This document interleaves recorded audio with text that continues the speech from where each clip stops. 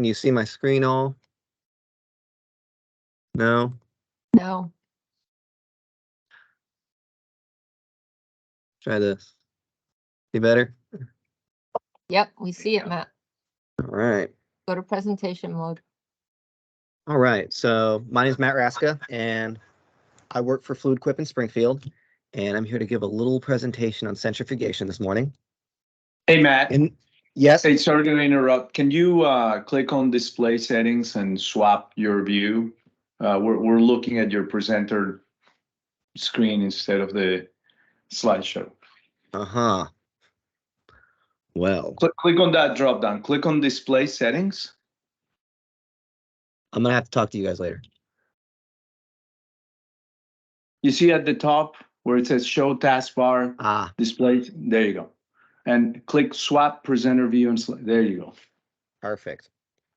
So, hello, my name is Matt Raska, and I work at Fluid Quip in Springfield, and I'm here to give a little talk on centrifugation this morning. In this presentation, I'm going to compare gravity and centrifugal force, describe a few different types of centrifuge, and demonstrate how to calculate the sigma or capacity factor for them.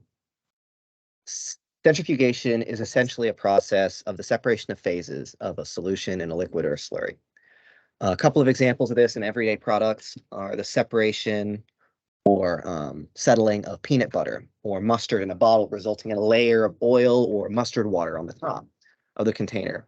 But you can also see this discrete separation by separating the phases of blood in samples of lab work in a lab centrifuge. Furthermore, the separation of whole milk into heavier skim milk and lighter cream is often accomplished continuously by centrifuge. The basic operating principles of a centrifuge are that feed is added to a spinning bowl and that separation occurs in a rotating centrifugal field. The heavier phases and particles separate outwards, while the lighter phases and particles separate inwards. This can be a discrete or a continuous process, as I mentioned.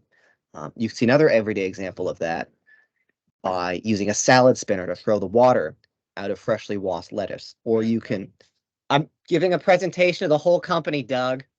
Thanks. Oh, just a second. Or you can tightly hold and spin a bottle of sauce to get the last bit out at the end. A very basic example of a continuous centrifuge bowl is the very basic example of continuous centrifugation is a bowl centrifuge, where feed is added continuously, and the outlets for the heavier phase and the lighter phase determine separation by location within the centrifuge and the dwell time of the liquid. Centrifugation differs greatly from gravity in that while the force of gravity is constant, scaling linearly with mass, centrifugal force scales with both the radius of gyration and the angular velocity. Furthermore, a particle with particular characteristics free falling through a medium has a determined terminal or maximum velocity. This can be modified, for example, when a parachutist opens their parachute, they increase the relative area in the air through which they're passing and thereby reduce their terminal velocity.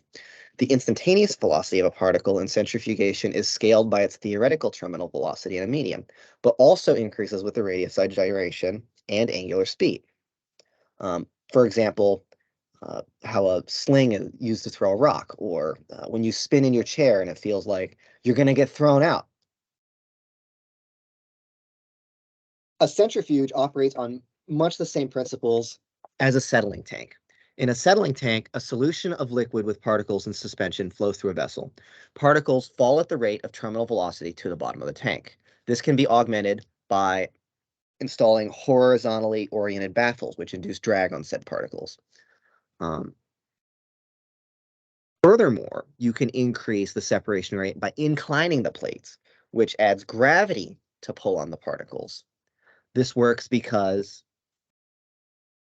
particles separate better along the edges of a channel because the edges of a channel induce drag. By going a step further and simulating gravity by centrifugal force, you can create a disc stack centrifuge. At Fluid Quip, our disc stack centrifuges are top fed with an underflow recycle. The discs separate the stream into a number of incredibly thin slices, and the heavy sediment phases drag outwards and along the top of the disc, while the lighter phases flow inwards and along the top of the top of the disc, or to put it in terms of channels, the heavies drag at the top of the channels and the lights flow at the bottom of the channels. Now, sigma factor or capacity factor is a concept largely created by Charles Ambler, an engineer at the Sharples Corporation in Philadelphia in the 1950s, where throughput is defined volumetrically and terminal velocity in terms of speed. The sigma or capacity factor is defined in terms of area. Consider as an example a volume of material that we would like to separate into phases. We have so much time to do so. We know the particle size we would like to separate by, the density of the particles, and the density of the phases, the liquid's viscosity. Using our terminal velocity formula from earlier,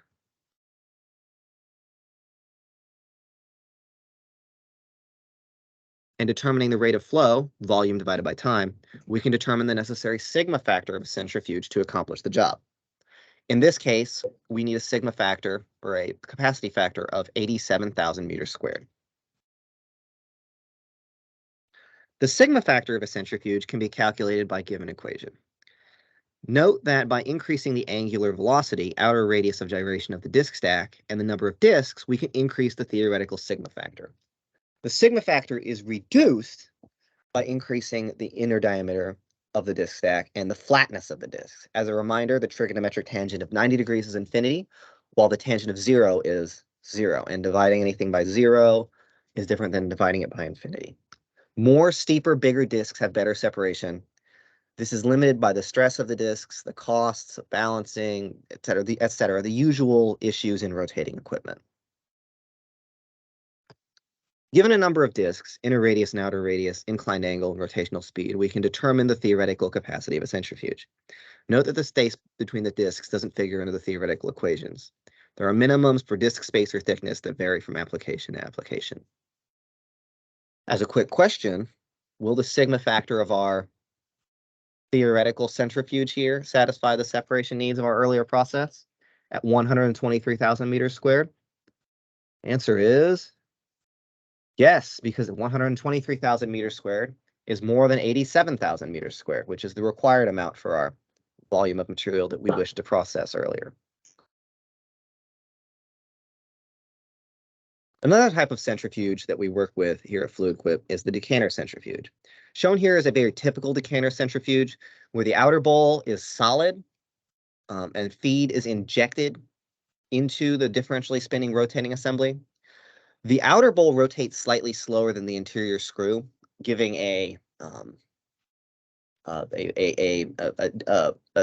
within the frame of reference speed of movement and conveyance. Sediment and particulate are forced out one end, while centrate, another word for the liquid leaving the centrifuge, is forced out the other end. Now, our FQFC 3000 differs a little bit from other decanter centrifuges in that our bowl is perforated. It has a screen that continuously allows liquid to exit the screen. With the FQFC, we can reduce the liquid in a corn slurry from over 80% to about 58%. The sigma factor of a bowl centrifuge or decanter centrifuge is given by the following equation. You can increase the capacity factor by increasing the outer diameter, the angular velocity, and the length. Increasing the inner radius of the decanter centrifuge decreases the sigma factor. You can also increase it by increasing the dwell time of a particulate by adjusting the differential speed, but much like the disk spacing on a disk stack centrifuge, dwell time does not figure into the theoretical sigma factor. As a note, a longer rotor results in better separation, but poses balance issues. Seen here, we calculate the theoretical sigma factor of an FQFC 3000, and it seems a little slow, right, at like 1,000 meters squared, but it's hard to account for different gearbox ratios and different dwell times. And furthermore, the unconventional separation of liquids through the rotating screen is difficult to quantify. Our sigma factor seems a little low, but remember that this would be for a continuously separating bowl. Thank you very much. Please let me know if you have any questions, and I hope you enjoyed my brief presentation on centrifugation.